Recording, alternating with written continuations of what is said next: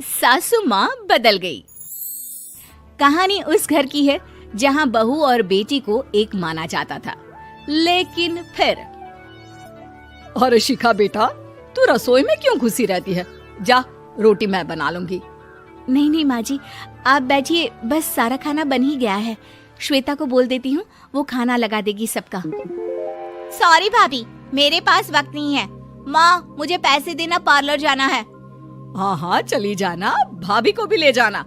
वो भी जाने को बोल रही थी पार्लर, पर पहले ना मदद कर दे उसके खाना लगाने में। देख माँ, वो बहू है, उसे बहू रहने देना, इतना सर पर मत चढ़ा भाभी को। श्वेता, ज्यादा मत बोला कर। बहू और बेटी में कोई फर्क नहीं होता है। जा जाकर काम कर।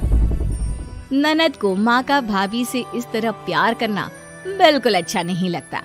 वो बार बार किसी न किसी तरह माँ को भाभी के खिलाफ भड़काती रहती, लेकिन कोई फायदा ना होता।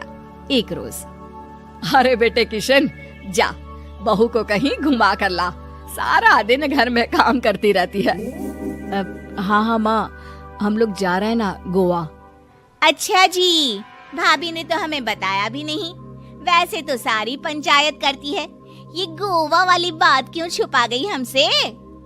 अरे क्योंकि उसे खुद नहीं पता था बहन। मुझे टिकट सस्ती मिल रही थी तो मैंने बुक कर दिया। हाँ शिखा, पैकिंग कर ले, संडे हम जा रहे हैं गोवा। दोपहर में शिखा पैकिंग कर रही थी कि सास आ जाती है। ये क्या बहू, साड़ियाँ? अरे गोवा जा रही है घूमने या फिर शादी में मायके हैं? माँ जी, ऐसा कुछ है ही नहीं, समझ में नहीं आ रहा क्या रखूं कपड़े में। अरे तेरी और श्वेता की साइज तो एक ही है, उसके कुछ मॉडर्न कपड़े ले ले, आकर लौटा देना। हाँ माँ जी, ये ठीक रहेगा। शिखा श्वेता के पास जाती है और उससे कपड़े मांगती है। ना जी ना, मैं अपने कपड़े ना दूं, वैसे भी फैल जाएंगे मेरे कपड़े, बहुत महंगे वाले हैं। शिखा मुंह लटकाकर कमरे में आ जाती है तो सास कहती है, चल तैयार हो जा, तुझे मैं शॉपिंग करा कर लाती हूँ गोवा की। बस फिर क्या था, सास बहू निकल जाते हैं मार्केट और एक से बढ़कर एक ड्रेस खरीद कर घर आते हैं। पहले बता देती कि नए कपड़े दिलाने वाली है भाभी को, तो मैं अपने ही दे देती ना भाभी को, मुझे दिला देती नए कपड़े। देख श्वेता, परिवार का मतलब सबके साथ रहना होता है, ना कि सिर्फ अपना सोचना। वैसे भी तुझे अच्छे संस्कार सीखने चाहिए। और रही बात कपड़ों की, तो शिखा, आज से घर पर भी तू मॉडर्न कपड़े ही पहनेगी। कोई जरूरत नहीं है ये साड़ी वाड़ी लपेटने की। अब क्या था, घर पर श्वेता और शिखा एक जैसे रहते। एक बार पड़ोसन आती है। अरे बेटा, अपनी माँ को तो बुलाना, जरा बात करनी है। शिखा सास को बताती है और रसोई में चली जाती है। ये आपकी बेटी बहुत बड़ी हो गई है, इसके लिए एक रिश्ता है, कहो तो बता दूं। ये बेटी नहीं बहू है, घर में सब एक जैसा ही रहता है। वैसे मेरी बेटी भी बड़ी हो गई है, कोई रिश्ता हो तो जरूर बताना।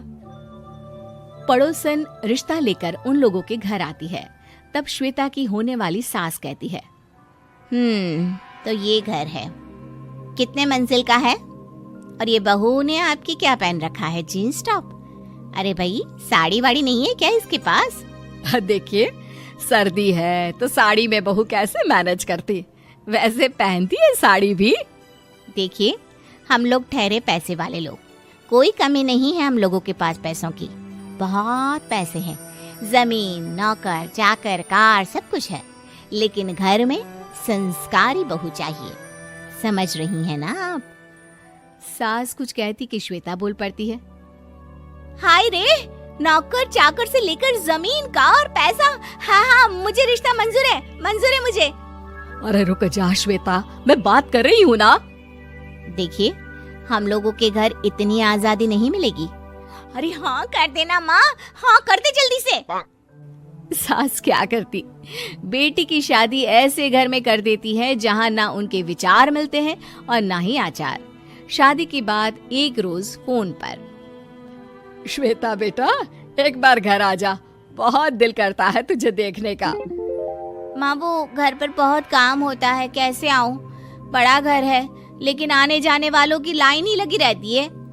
बेटा मैं तो जानती थी उस घर का हाल, लेकिन तू ही नहीं मान रही थी। माँ देख, हर घर का यही हाल है। तेरी बेटी को यहाँ घूंघट हटाने की परमिशन नहीं है और एक तरफ भाभी स्कर्ट पहनकर घूम रही है। बेटा मुझे क्या पता था कि मेरी बेटी को ससुराल के नाम पर पिंजरा मिल जाएगा। अच्छा माँ, फोन रखती हूँ, सास को गर्मा गर्म रोटी खिलानी है। तुम लोगों की तरह नहीं कि एक रोटी बनाओ, एक सब्जी बनाओ, फिर सारा दिन फ्री होकर घूमो।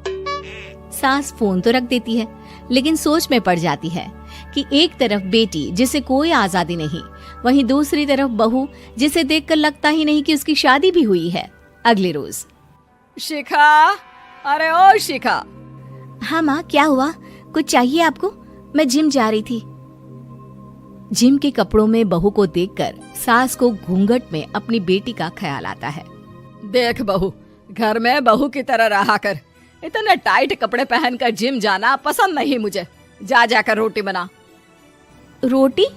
माँ अभी तो शाम के 6 बजे हैं, इस वक्त रोटी? अब क्या मेरे खाने पीने पर भी पहरा है? अरे जब मर्जी तब मैं अपने घर में खा भी नहीं सकती क्या? बहू को अजीब लगता है।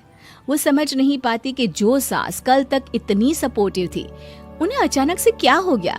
वो किचन में जाती है, गरम रोटी के साथ 2 तरह की सब्जी, रायता, सलाद सब लेकर सास के पास आती है। माँ जी, खाना। इतना सारा खाना? राक्षस समझा है क्या मुझे? रोटी मांगी थी मैंने गर्मा गर्म बस। पर माँ जी, रोटी खाती किससे आप? सब्जी तो बनानी थी ना। अरे भूख मर गई मेरी तेरी बहस से। जा जाकर काम कर, अंदर पूरी रसोई साफ कर। बहू अंदर चली जाती है। थोड़ी देर में श्वेता घर आती है। अरे शिखा, जल्दी से चाय ला, पकवान बना, मेरी बेटी आई है। अरे नहीं नहीं माँ, ड्राइवर बाहर खड़ा है। मैं तो घर का कोई सामान खरीदने के बहाने यहाँ आ गई हूँ, मुझे जाना होगा। अरे बेटा, पर कितने दिनों बाद देख रही हूँ तुझे, रहने आ जाना 2-4 दिन के लिए। आ जाऊंगी माँ, जब मेरी सास मरेगी तब। मैं तो रोज मन्नत मानती हूँ कि मेरी सास मर जाए तो अच्छा है। अच्छा चल, जा रही हूँ माँ। हे भगवान, कैसे कैसे दिन देखने पड़ रहे हैं मेरी बेटी को। सास अंदर जाती है, जहाँ श्वेता की जिम वाली सहेली का फोन आया होता है। क्या बात है, आज जिम नहीं आई? अरे पता नहीं यार, आज माँ को क्या हो गया अचानक। पर खैर कोई नहीं, लगता नहीं कि मैं अब जिम आ पाऊंगी। शिखा स्पीकर पर बात कर रही थी, जिसे सास सुन रही थी। यार ये सास ना होती ही ऐसी है।